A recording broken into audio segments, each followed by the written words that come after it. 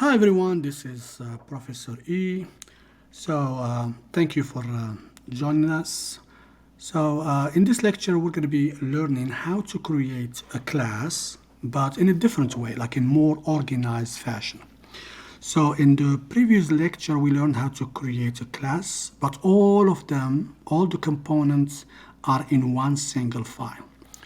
Now, to make it more effective and more efficient, it is better to organize your files. Instead of having one file, you need to have three files. One file is called the header file. That's where you put all the prototypes. That means basically just the header of the code, no implementation. And then you put the implementation in a separate file. Then the third one is the main function, which is the execution area. Okay, so let's try to do this. So we're gonna use an example, student class as an example. So let's create a new project. Then next, and then I'm saving it in a location, and then the folder is called student info. So I'm gonna select the folder, and then I'm gonna call it student info. That's the name of my project. So I click create. So this is the first page. Okay, it's empty project. Now, as I said, I need three files. So how to do that? Make sure you are selecting the project itself, the project right here, and then right click, and then click add class. Add class. So I'm going to put the name of the class, which is students. Then as you can see, automatically, the program or Visual Studio will create two separate files. The .h file, that's the header file. And then the CPP, that's where the implementation, that's where the code, the real code is located. Okay? And I'm going to click OK. So as you can see right here, we have the CPP and the source files, and then the header, the .h, student.h, the header file is under the header files folder. Okay. So here in the student.h, we're going to put only the prototypes. There's just the header of everything, not the real code. Okay.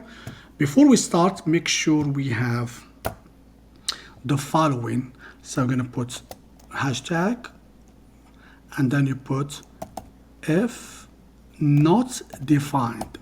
So we add this statement to make sure that it's not added more than one time, because if it's added more than one time, it's going to create problems. So we added this statement, if not defined, which is the student file. We put students underscore h. This is for every single class we make. And then you add another one. It's hashtag defined. That means if not defined, define it. Okay? And then it should be ended with end of the and f. And f. Always with this one. And also define, and then also the name of the file, students. So we always, every time we create class, especially when we are using this this version, when you have three files, we need to have this on top of our file.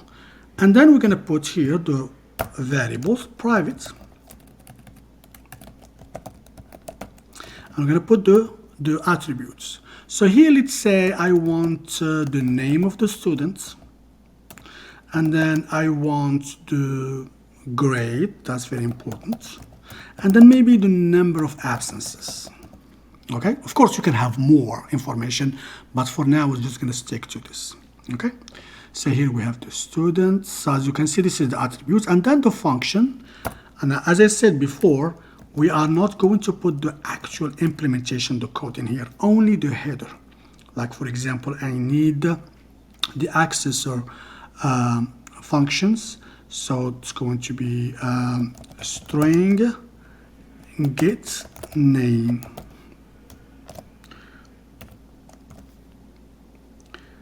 And I may need to include the string also, the string file, string. Okay. So string get name, and then I need get grade. That's also another. So as you can see, I don't put the code, just the prototype. And then get absences.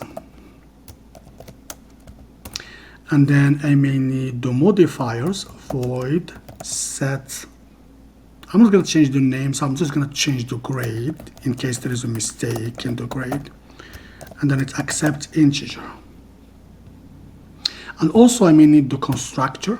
So I'm going to put the constructor here. The constructor accepts, of course, string for the name, an integer for the grade, and another integer for the absences. All of them should be ended with semicolon.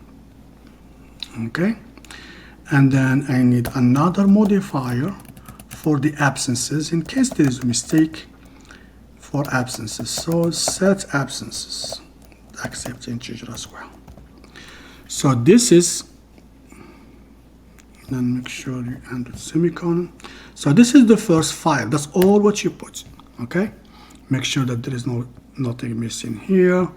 So here I may need also the using namespace std. Okay. All right. So this is the first file. That's all what you put. So you put if not defined student underscore h, define student underscore h, and then string because we are using string. And then for the class, you put only the prototype. This is the variables we're going to be using, name, grade, absences, and these two functions, only the prototypes. Okay? So we are done with this one. Now we're going to move on to the second one, where the implementation should be located. So this is student CPP. I'm going to double click on it. And then make sure that you are including the file, the first file, the header, should always. So here it was added automatically by the program, by Visual Studio, but in case you are using a different program or IDE, make sure you include it, okay? And then after that, I'm going to start by the constructor. So you put the class name, students, and then you put 2 colon. So they're called the scope operator. So you put colon twice. And then you put the constructor. So the constructor accepts name. So I have to put the parameters here, and then for the grade, and then for the absences. And then you assign them to your variables. So name should be n, grade equals gr, and then absences equals ap. Okay, so that's the first one construction. And then the rest of all the functions here, all the prototypes should be implemented. Okay, make sure that every single one of them should be implemented. When I say implemented, that means put the code inside the function. So after the constructor, of course, I need so you always start with the class name, and then I'm sorry, you should start with the return type. So return type for here is string. So you put students, and then you put the name or the function, get name, like this. Return name. Okay? So the same thing for get grade. The return type is integer. You put the class name, colon twice, then the name of your function, get grade. Simple. And then of course you are returning the grade. Okay? And the rest is exactly the same. We have absences, it returns integer. This is the class name, colon twice, and then the name, get absences. Return absences. Okay? So what else we are missing? We are missing the modifiers in case there is a change. So we have only 2 modifiers because it's very unlikely you're going to change the name. I mean, you can add it if you want to, but it is very, very unlikely that it's going to be used. So I'm going to use void student and then set grade. In case there is a mistake in the grade, so let's say there was a mistake in the grade, or maybe the students, did like an extra credit assignment or something, and then the instruction needs to modify or change the grade. So this function needs to be used. So this is the new grade, the one that needs to be replacing the old one, and then you put grade equals GR. So for example, if the original grade is 92 and then there is an extra credit worth 3 points, so the new grade will be 95. 92 plus 3, 95. And then we have also, in case there is a mistake in the absences. So this is where you fix it in case, like for example, the students went to a field trip and by mistake he was marked absent. So the instructor will call this function to make the correction. So absences equals AP. Okay, so that's all what we have. We did everything. Now this file is done. So this is the implementation of the first one. Here you have only the prototype, and so this is more organized, especially when the program gets bigger. You need to find a way to make it easily accessible and also easy to locate the different components. Okay, so now we are done with the first one, the second one. Now we have the third one. That's where the main function is located. So I don't have the file for that, so I have to add one. So I'm going to go to source files and then add the main, the class that's going to contain the main function. Main function is basically where the execution takes place.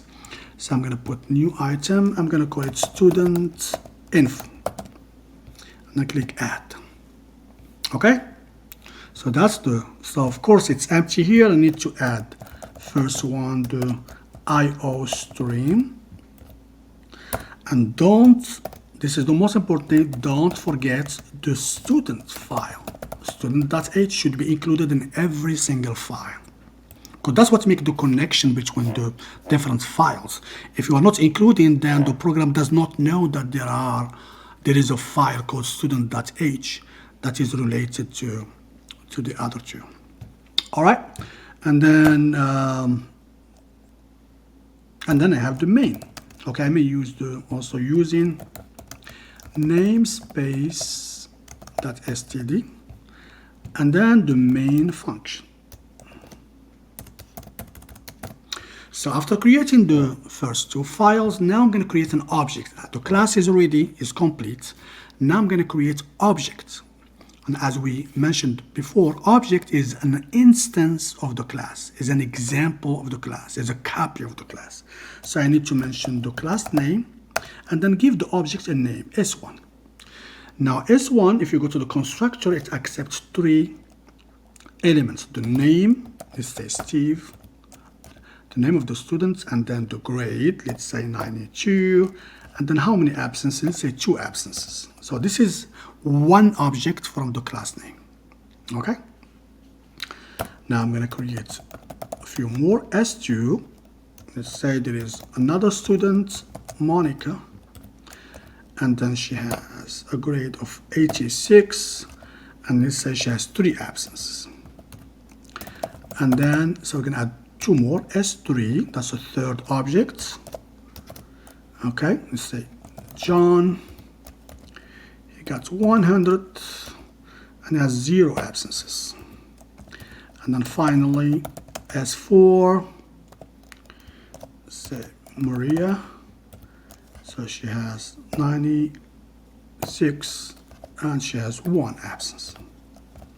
Okay, now of course if there is any mistake, for example, let's say Steve, for example, he did an extra credit and then we need to change the grade, so we're going to put S1 set grade to, let's say 94, for example. Let's say Monica, she has 3 absences, but one of the absences, she was in a field trip and she was not supposed to be marked absent. So I'm going to put here S2 set absences, let's say to only 2. Okay, so this is the modifier. And then something I can do with this student object, I can create an array for them. So I'm going to create an array. To create an array, you have to put the data type, either integer, double, or the class name, in this case, student. And I'm going to give it a name. So I'm going to call it R. And then I put the name, how many I have. And then I'm going to put all of them as a list. S1, comma, S2, S3, S4. Now I have an array of student objects. I put them all together in one place, okay?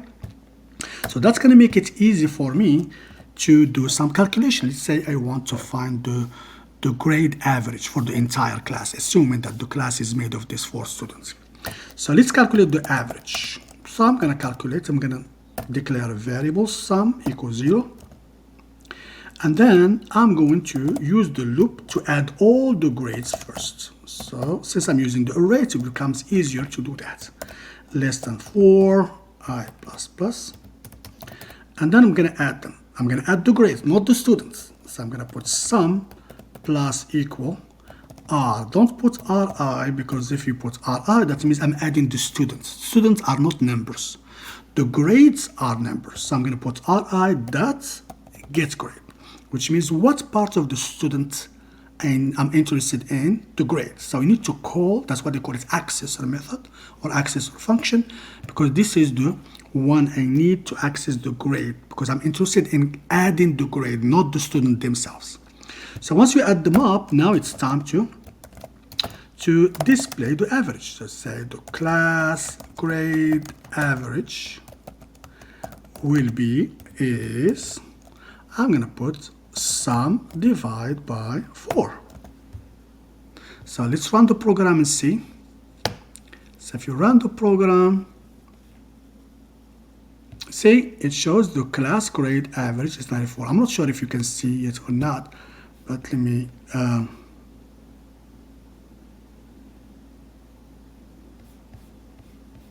let me stop.